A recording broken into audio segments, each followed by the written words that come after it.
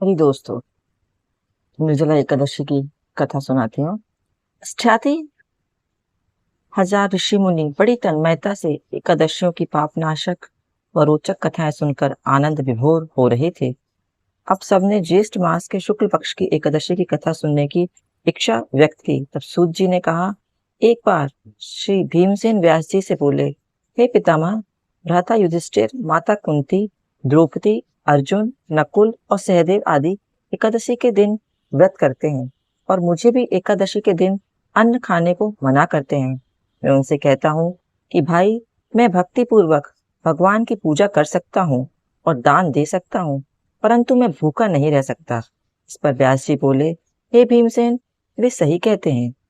शास्त्रों में वर्णन है कि एकादशी को अन्न नहीं खाना चाहिए। यदि तुम नरक को बुरा और स्वर्ग को अच्छा समझते हो तो प्रत्येक मास की दोनों एकादशियों को अन्न ना खाया करो। उस पर भीमसेन बोले, हे पितामह, आपसे प्रथम कह चुका हूँ कि मैं एक दिन एक समय भी भोजन किए बिना नहीं रह सकता। फिर मेरे लिए पूरे दिन का उपवास करना तो बहुत ही कठिन है। मेरे पेट में अग्नि का वास है जो अधिक अन्न खाने पर शांत होती है। यदि मैं प्रयत्न करूं तो वर्ष में एक एकादशी का व्रत अवश्य कर सकता हूँ। अतः आप मुझे कोई ऐसा व्रत बतलाइए जिसे करने से मुझे स्वर्ग की प्राप्ति हो सके।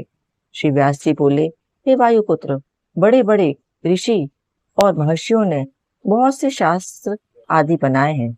यदि कलयुग में मनुष्य उन पर आचरण करे तो अवश्य ही मुक्ति को प्राप्त होता है। उसमें धन बहुत कम खर्च होता है। उसमें से जो पुराणों का सार है वह यह है कि मनुष्य को दोनों पक्षों की एकादशियों का व्रत करना चाहिए। इससे उन्हें स्वर्ग की प्राप्ति होती है। श्री व्यास जी बोले, ये भीमसेन, कृष्ण और मिथुन संक्रांति के मध्य में ज्येष्ठ मास की शुक्ल पक्ष की एकादशी होती है। इसका निर्जल व्रत करना चाहिए।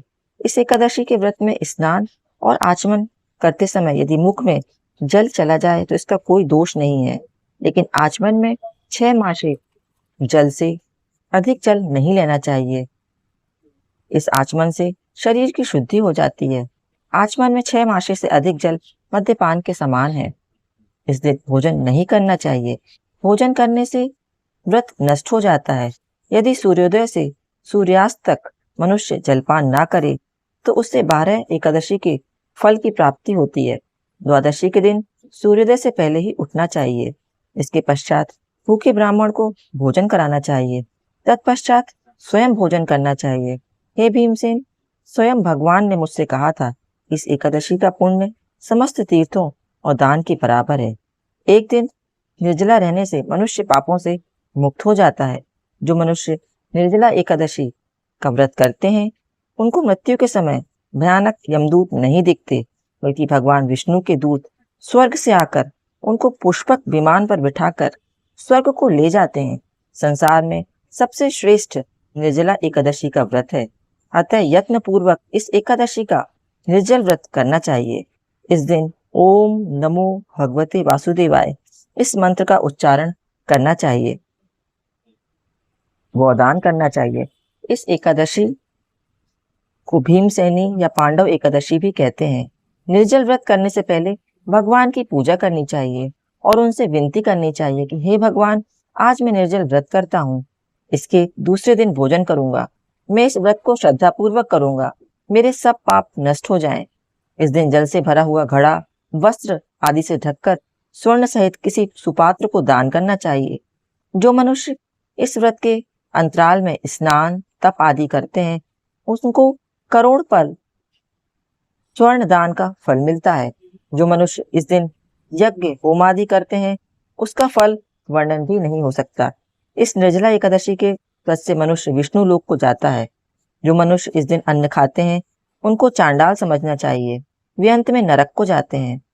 ब्रह्म हत्यारे, मद्यपान करने वाले, चोरी करने वाले, गुरु से द्वेष करने वाले, असत्य बोलने वाले भी इस व्रत को करने से स्वर्ग को जाते हैं। हे कुंती पुत्र, जो पुरुष या स्त्री इस व्रत को श्रद्धापूर्वक करते हैं उनके निम्नलिखित कर्तव्य हैं। उन्हें सर्वप्रथम भगवान विष्णु की पूजा करनी चाहिए। तत्पश्चात गोदान करना चाहिए। उस दिन ब्राह्मणों को दक्षिणा, मिष्ठान आदि देना चाहिए। निर्जला के दिन अन्न, वस्त्र, छत्र, उपानय आदि का दान करना चाहिए। जो मनुष्य इस कथा को प्रेम पूर्वक सुनते व पढ़ते हैं वे भी स्वर्ग के अधिकारी हो जाते हैं। अर्थात कहने का तात्पर्य यह है कि भक्त को चाहिए कि वह अपनी कमजोरियों को अपने गुरुजनों या परिवार के बड़ों से छिपाए नहीं, उन पर विश्वास रखते हुए अपनी समस्या उन्हें बताएं ताकि वे उसका उचित उपाय बता सकें। बताए गए उपाय पर श्रद्धा और विश्वास पूर्वक अमल करना चाहिए। अपने पितामह व्यास जी की कृपा से भीमसेन भी एक एकादशी का व्रत करके सभी एकादशियों का फल प्राप्त करके स्वर्ग के भागी बने।